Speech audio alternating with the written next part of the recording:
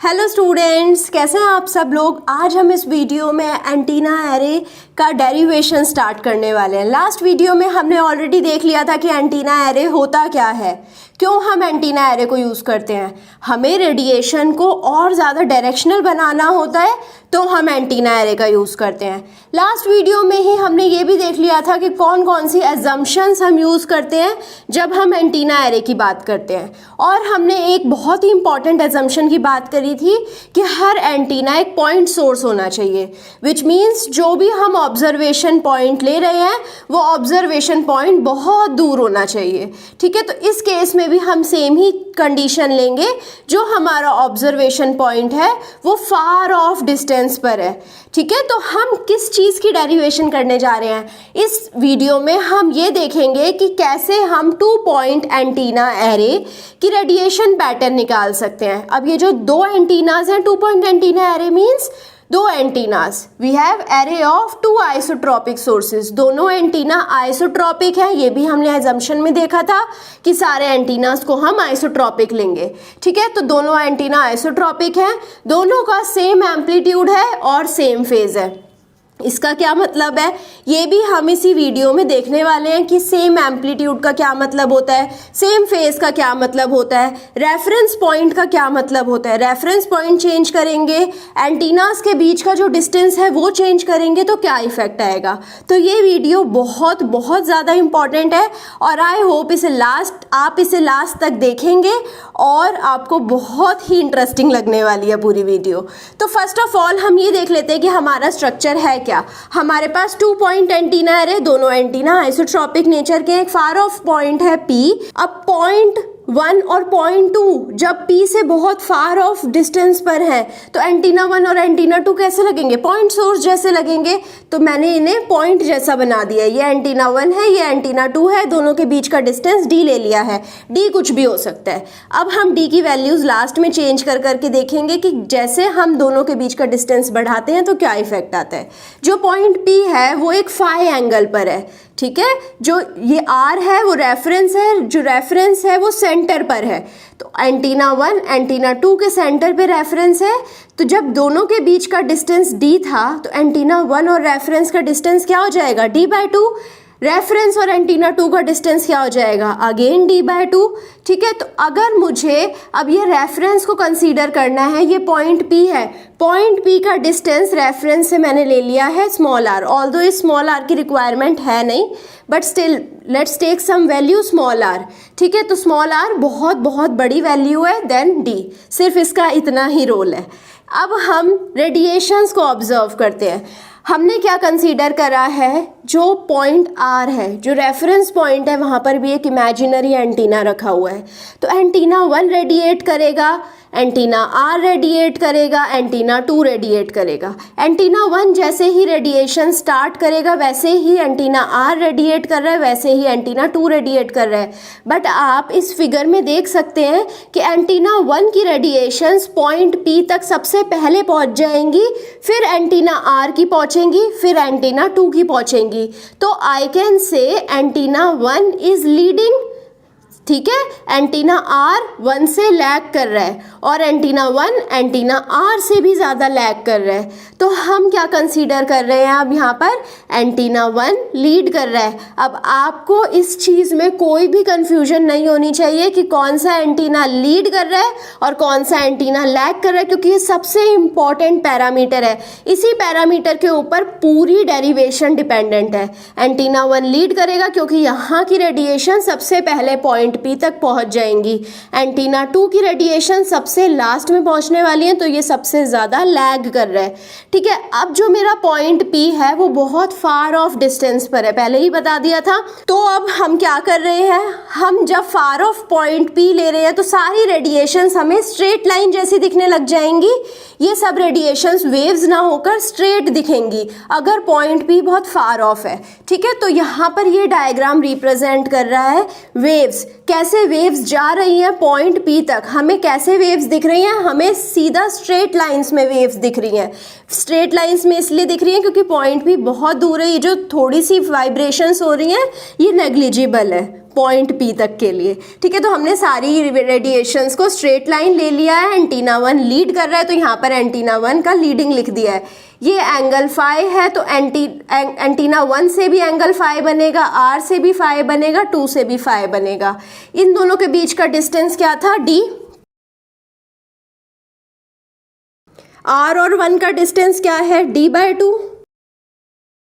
2 और R का distance भी D/2।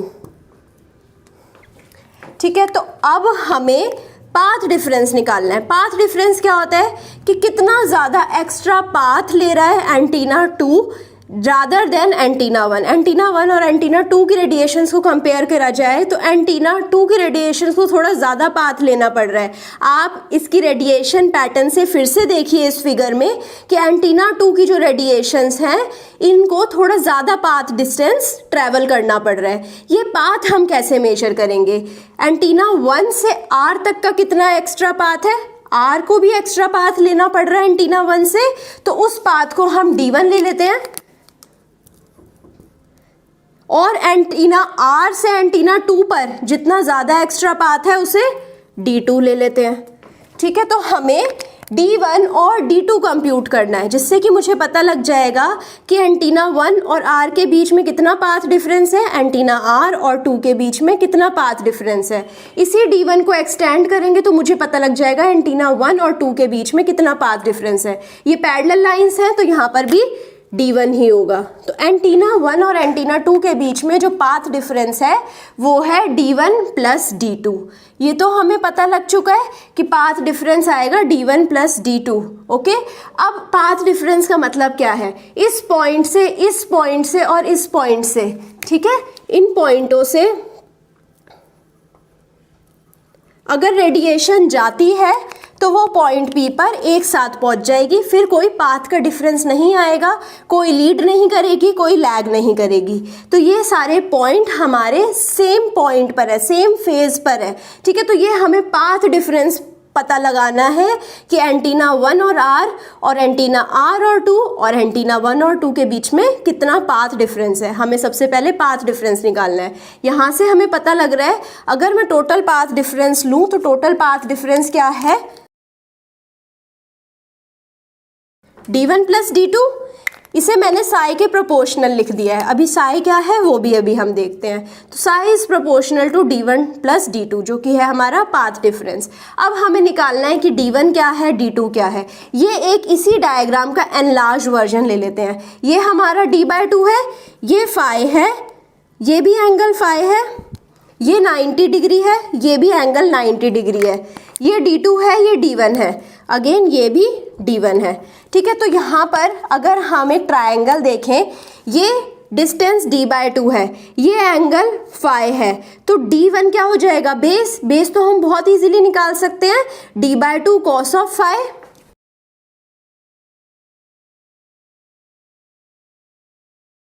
सिमिलरली यहाँ पर भी बेस D/2 है, एंगल फाई है, तो अगेन बेस क्या आ जाएगा? D/2 cos of phi.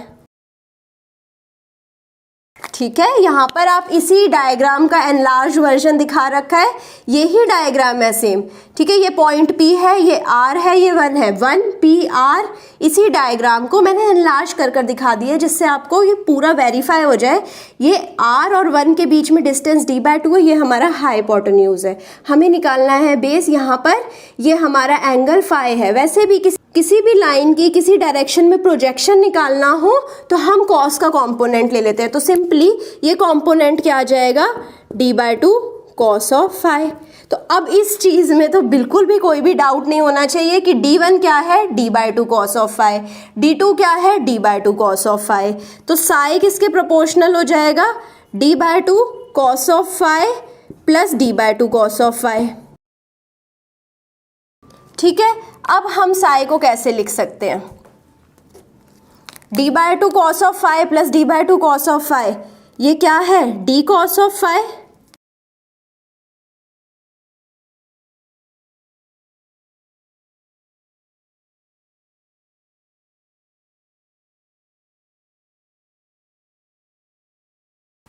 ठीक है, यहाँ पर हमारा प्रोपोर्शनल साइन है।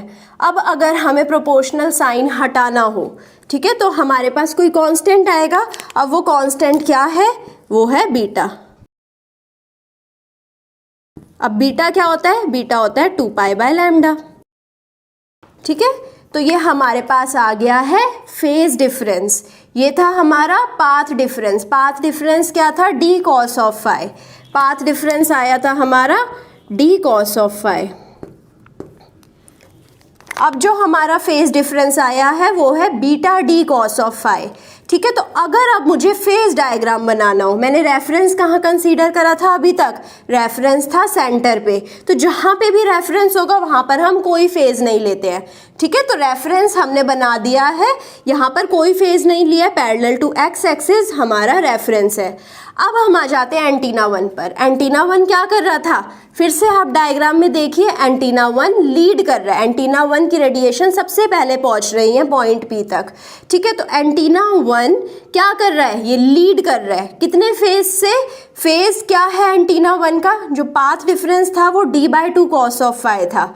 d/2 cos ऑफ फाई कितने फेज के प्रोपोर्शनल है? psi/2 के। ठीक है, तो एंटीना 1 और R के बीच में यहाँ पर देख लेते हैं, यहाँ पर इसका फेज आ जाएगा psi/2। ठीक है, सिमिलरली एंटीना 2 और R के बीच में फेज है psi/2, क्योंकि path difference again d/2 cos of phi है, जो कि प्रोपोर्शनल है psi/2 के। ठीक है, तो अगर अब मैं इसका फेज psi/2 ले लूँ, ठीक है, तो एंटीना 1 लीड कर रहा है। लीड मीन्स इसे हम एंटी क्लॉकवाइज फेजर को घुमाएंगे psi/2 एंगल से। तो psi/2 एंगल से घुमाया एंटी क्लॉकवाइज, तो मुझे E1 मिल गया। अब E1 की वैल्यू क्या है?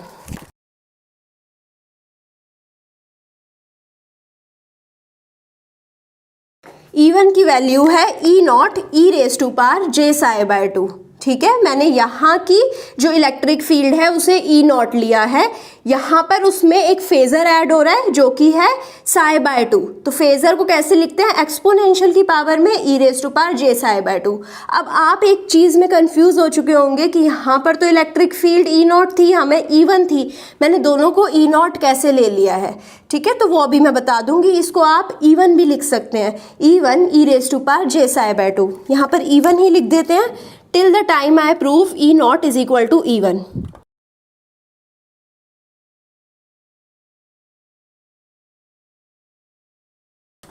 सिमिलरली मैं E2 को क्या लिख सकती हूँ? E2 हो जाएगा E2 e⁻j psi/2।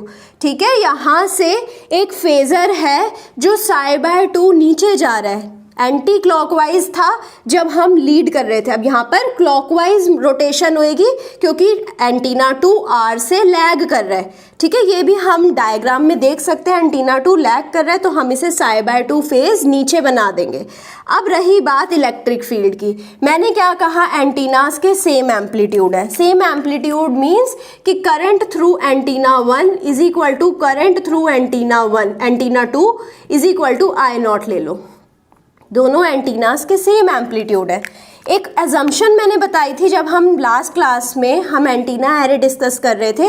मैंने एक एजम्पशन बताई थी कि सारे एंटीनास, अगर हम एंटीना एरे की बात करेंगे तो सबकी सेम इम्पीडेंस होनी चाहिए।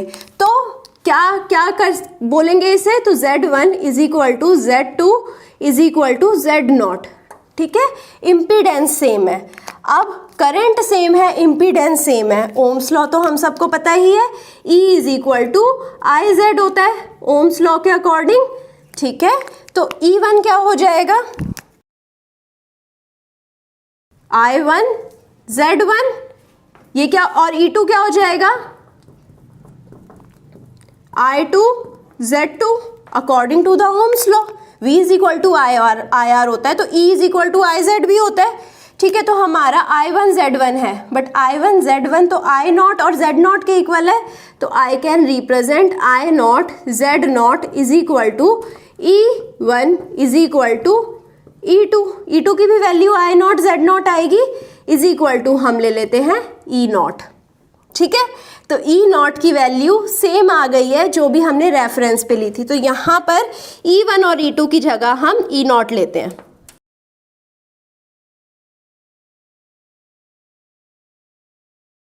अब हमारे पास दो एंटीनाज हैं, दोनों एंटीनाज की हमें इलेक्ट्रिक फील्ड पता है, डायरेक्शन पता है। अब हमें फाइनल इलेक्ट्रिक फील्ड निकालनी है। तो फाइनल इलेक्ट्रिक फील्ड क्या हो जाएगी, दोनों एंटीनाज की इलेक्ट्रिक फील्ड को अगर हम ऐड कर देते हैं तो E क्या आ जाएगा, E1 प्लस E2।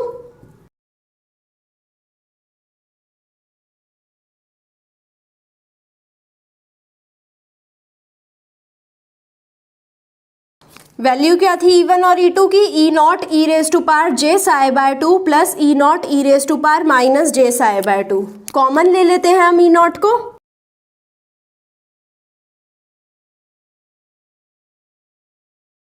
ठीक है, तो यहाँ पर हमारे पास e raise to power j psi by 2 plus e raise to power minus j psi by 2 बन रहा है। हमें कॉस का फॉर्मूला पता है। कॉस का फॉर्मूला क्या होता है,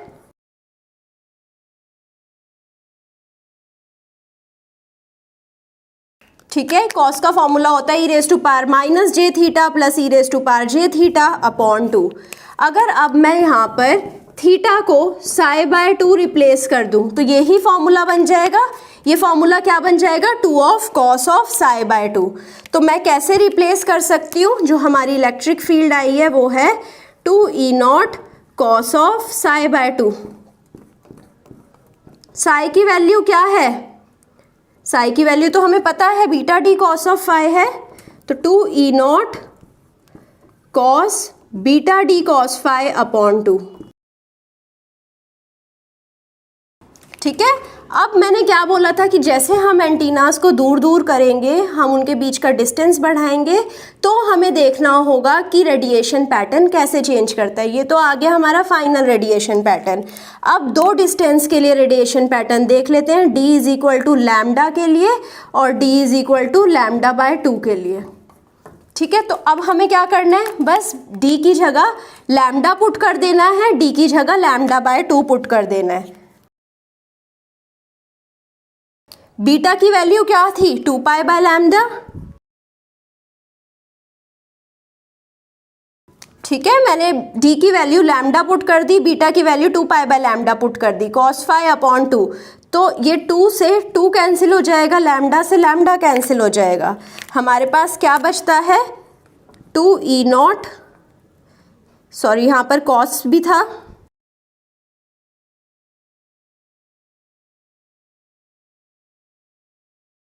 क्या आ जाएगा, 2 e naught cos of pi cos of phi. अब d is equal to lambda by 2 पर आ जाते हैं। यहाँ पर क्या आएगी electric field, 2 e naught 2 pi by lambda, beta की वैल्यू तो सेम ही है, d की वैल्यू यहाँ पर हो गई है lambda upon 2 cos of phi upon 2।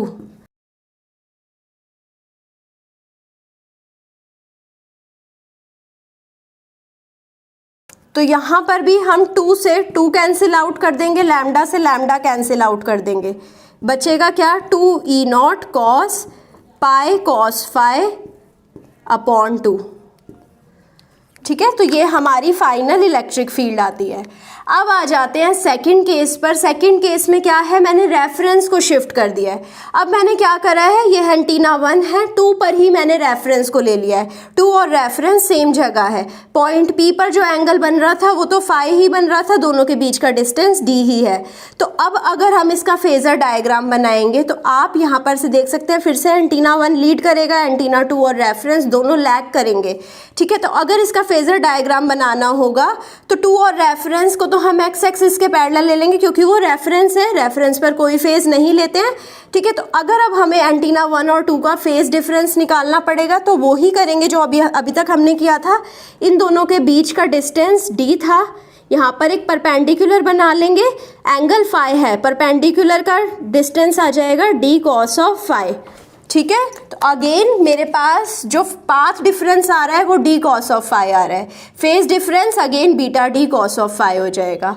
ठीक है, तो अब मेरे पास फेज डिफरेंस भी पता है, तो मैं एंटीना 1 का फेज बना लूँगी। एंटीना 1 कितने फेज से लीड कर रहा है, एंटीना 1 फाई फेज से लीड कर रहा है। तो मैं एंटीना 1 को बनाना होगा तो एंटी क्लॉकवाइज फाई एंगल बनाऊंगी और उसके ऊपर इलेक्ट्रिक फील्ड 1 बना लूंगी। अगेन सेम एम्पलीट्यूड है तो electric field E1 is equal to e naught हो जाएगा। तो अगर मुझे E1 लिखना हो तो E1 क्या हो जाएगा, ई नॉट, और कितना फेज है यहाँ पर, ई रेज टू पावर प्लस जे साई। तो अब मेरे पास ई नॉट की वैल्यू है, ई वन की वैल्यू है, तो ई टू की value is equal to e naught, वही ई नॉट की वैल्यू थी वही ई टू की वैल्यू है। तो अब मैं ई को कैसे लिखूंगी, e one plus e two की वैल्यू तो डायरेक्टली ई नॉट थी,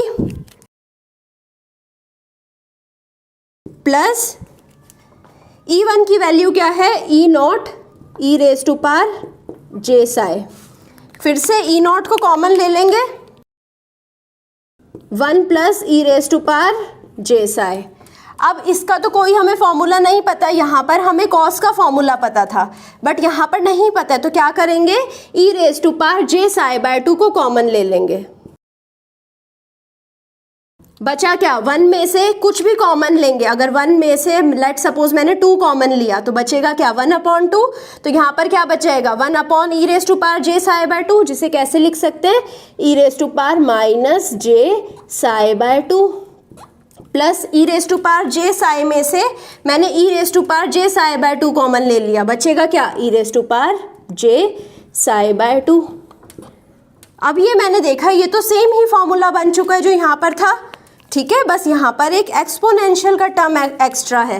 तो यहाँ पर e naught e raise to power j psi by 2, इसे एज इट इज लिखेंगे।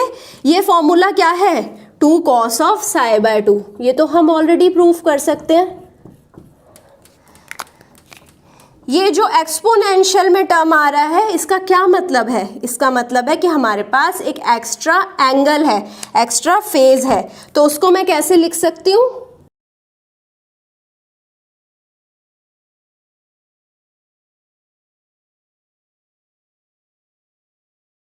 ठीक है, इसे लिखा 2 e naught cos psi by 2 angle psi by 2। अब मेरे को इसी को ही साई की वैल्यू डाल के लिखना है, तो मैं कैसे लिख सकती हूँ, इलेक्ट्रिक फील्ड आ जाएगी 2 e naught cos beta D cos phi upon 2, और एंगल क्या है, beta D cos phi upon 2। So ये हमारी रिजल्टेंट इलेक्ट्रिक फील्ड है। सो आई होप अब आपको दोनों कंडीशन में डिफरेंस पता लग चुका होगा। यहाँ पर हमारे पास एक एडिशनल एंगल भी है साई बाय 2, जैसे ही रेफरेंस चेंज कर रहे हैं वैसे ही इलेक्ट्रिक फील्ड चेंज हो जा रही है। अगेन यहाँ पर भी आप डिस्टेंस चेंज कर कर देख सकते हैं कि कैसे इलेक्ट्रिक फील्ड चेंज होएगी, ऑब्वियसली होएगी, जैसे ही एंटीनास के बीच का डिस्टेंस चेंज करेंगे या रेफरेंस चेंज करेंगे इलेक्ट्रिक फील्ड चेंज हो जाएगी। ये चीज़ हमने प्रूफ कर लिया। आई होप आपको समझ आ गया होगा। अगर कोई भी डाउट है तो आप कॉमेंट सेक्शन में लिख दीजिए या मुझे रीच आउट कर लीजिए। आई होप आपको ये वीडियो पसंद आई होगी। If you like it please push the like button, subscribe to the channel and also share it with your friends. Thank you so much.